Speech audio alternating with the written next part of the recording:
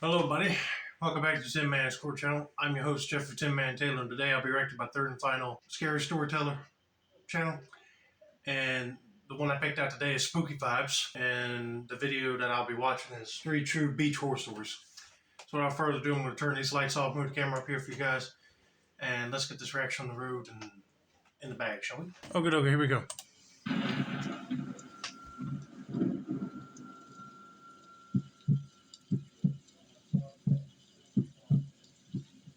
This happened back in 2022. Every year, me and a bunch of my friends head down to Sea Isle City, New Jersey. We rent a big house out for 1 week, and it's always a blast. Sounds like a blast. There were 8 of us down that year. We were all down at the beach one day, and it was a hot one. We were on our towels, listening to music, drinking, and playing cornhole. To the left of us was this girl sitting all alone. It might have been the beers that I was drinking, but she was the most drop-dead gorgeous girl that I've ever seen. I know, that would sound amazing to see a drop-dead gorgeous girl on the beach. You think it's the beers, you might be hallucinating, along with being in the hot sun. But anyway, let's continue. Like, I was actually at a loss for words. Well, I decided that life was short, and that I needed to go approach her. I walked over to her towel. I excused myself for interrupting and asked for her name. Her name was Emily. We chatted for about 5 minutes when I finally asked her for her number. I literally felt like I hit the jackpot. All my friends high-fived me when I got back to our spot. Later that same night, we were all back at the beach house and drinking. I was jamming out to some Bob Marley song when I got a text. And it was Emily. She was asking if we could meet up at the beach. You lucky dog. I was at first thinking it was an hallucination too, but nope, it was a real girl. And she was comfortable enough to give you her number. Amazing. Like every guy's dream come true, right? But then when you get a text saying she wants to meet you, that's also a good sign. But then I'm kind of worrying, why this late? At this point, it was like 10 at night, and it was dark outside. But in my defense, how could I say no to such a beautiful girl? Exactly. I texted her that I would meet her there soon. We met by the lifeguard stand at the beach. She was wearing sweatpants and a Sea Isle sweatshirt. She looked amazing. We were all alone on the beach. The waves were crashing, and the moon was pretty bright. I honestly felt that we were in a romantic movie or something. She took me by the hand, and we went to the water. I had a feeling she wanted to kiss me, so I leaned in. We were kissing for about 2 seconds when I felt something on my back. I turned around and saw 2 men standing there. One had this pocket knife in his hand, and the other had what looked like a gun. They told me to give them my wallet and phone and everything that I had on me. I nearly shit my pants. I gave them everything that was on me. I was begging for them not to hurt Emily, but that's when she started standing next to them. They were all laughing together, and they all ran off into the night. I knew it. Too good to be true. She was just a bait tactic just to lure you to her and then get them other guys to rob you of your valuables. If she wanted to ask you to come meet her somewhere on the beach at night and there ain't nobody else there, I would have said to one of my homeboys, be close by if anything bad happens. And then they can probably run up and attack those guys. Now he has to file a police report, and they probably won't be able to get his stuff back. Dadgummit. After the initial fear died down, I realized what had happened. I was set up. I walked back to the beach house. I told all my friends what had happened, and we ended up calling the police. I gave them the phone number that Emily gave me, but it was disconnected. And I don't even believe Emily was her real name. The rest of the vacation was shit for me. I was scared and pissed off that I was tricked and robbed. Now I'm very cautious when I meet new people. I have these intrusive thoughts that they will somehow try to hurt me or rob me. It was the worst vacation ever. Sounds like a worst vacation. You had to keep asking your friends to borrow money, or they had to help pay for your meals since they took your wallet and your phone. I hope he does get his phone and wallet back, but I doubt it. They probably take the cash and throw his wallet somewhere in the trash can to get rid of it, and the phone. I don't know, sell it at a pawn shop maybe. I'm just sorry that happened to him, but let's get to story number 2.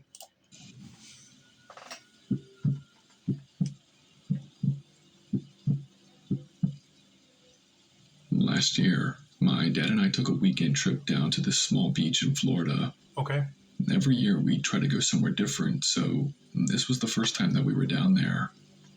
We both like to collect cool shells and driftwood we find on the beach and bring it back home with us to make art and sell it.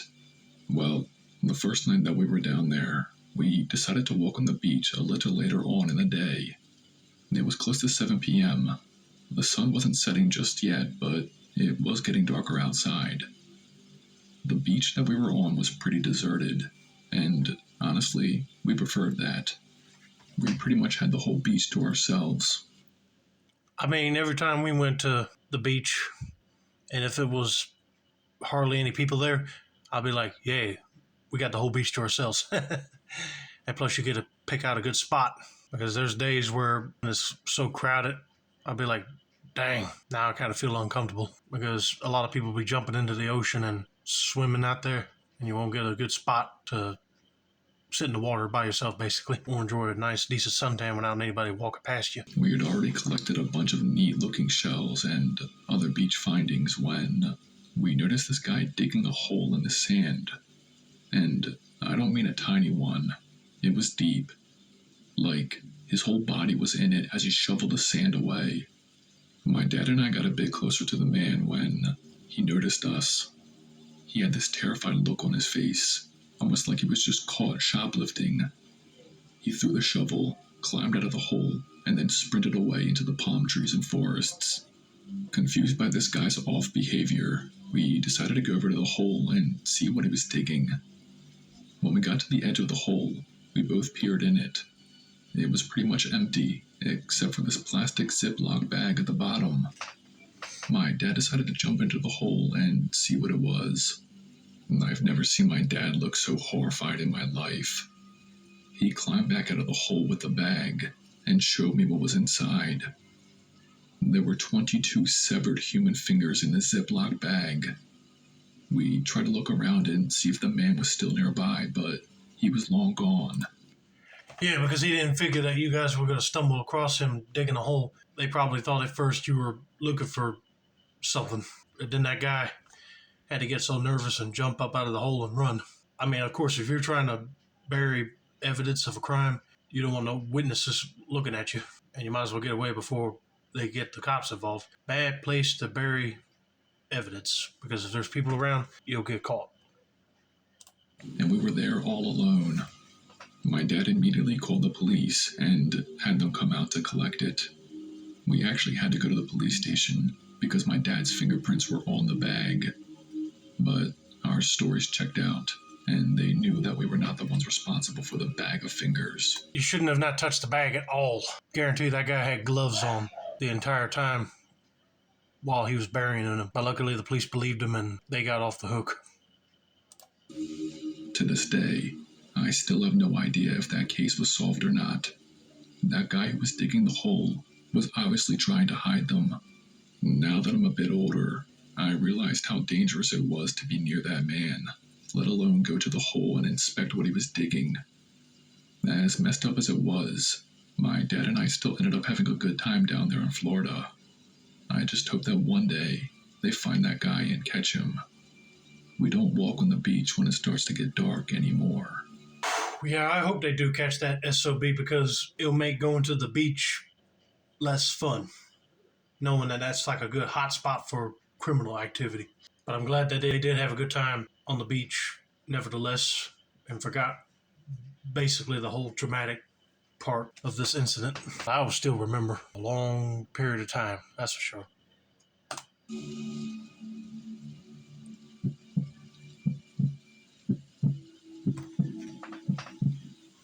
I was born in a beach town. I won't say exactly where because I do want to remain anonymous. And for context, I was a 17-year-old female at the time of this story. But yeah, I lived at the beach. And during the summer, if the weather was nice, I would be on the beach getting a tan with all my friends. Well, one day, It was me and my friend Carla. We were laying out on our towels and tanning. We were talking about our plans for next week when this guy comes up to us. If I had to guess, he was in his mid to late 40s. He had a beer gut and was very hairy. He came up to us and knelt down. He pulled this seashell leg necklace out of his pocket and asked if it belonged to me. A little weirded out by this guy, I shook my head no and tried to go back to talking to Carla. But the guy didn't take the hint. He said that's a shame because it would look so beautiful on me if it was mine. Again, I tried to politely tell him no, that it wasn't mine. But he seemed to be happier the more uncomfortable I looked. He asked what's a guy like him have to do to be like me. I went to my default lie position and told him sorry, I have a boyfriend and I'm not interested in older guys. There you go. Stand your ground, because if it's an older guy trying to flirt or hit on you, that'd be kind of weird. I know some ladies are into the whole dating an older gentleman than dating somebody their own age. I get it, but if it's somebody you just barely knew, like just walked up out of the blue, then that's a little creepy. He laughed at that and said he could change my mind. At this point, even Carla was getting pissed off. She was always more aggressive than me, and she told the guy point blank to fuck off and lose some weight. The guy had this deadpan stare. He looked like he wanted to say something back, but got back up and walked away. Glad that this creep was now gone, we were able to get back to our tanning and enjoying the day. When it got close to golden hour, we decided that it was time to pack up and head back home. But as we were leaving, I want to say maybe about 30 yards out by some of the sand dunes, I could have sworn that I saw the same man looking right at us. A little worried that he might be stalking us, we quickly made our way back off the beach and walked back to our houses. I wish the story ended there. Later that same night, I was in my living room watching some Netflix show with my parents. It was probably around 9:30 when there was a knock at our door. I told my parents I would go and get it and got off the couch to see who it was. I looked at the peephole and nobody was there. I opened the front door to see if anybody was maybe standing out of view or pranking the house. When I opened the door, there was something on our welcome mat. I bent down to pick it up and realized that it was the same seashell necklace that weird creepy dude tried to give me on the beach. Oh, hey, no, don't tell me he found out where you lived, like, by following you. Oh, heck no. Call the cops right about now, because he might be still in the area. I started to freak out. I shut the door and brought the necklace into the living room to show my parents. I explained everything that happened earlier that day on the beach. My dad went into the closet and grabbed a hammer. He went outside to look around for the man, but he came back saying that he couldn't find anybody. I was so disturbed that this guy now knew where I lived. My dad's friend worked for the police in our town, and he was actually able to have a cop car stay out in front of our house for the next couple of nights. I think that might have actually worked because ever since this happened, I haven't seen that man again. It's just downright disturbing the lengths that people will go when they get denied. And to that creep out there, I hope we never cross paths again.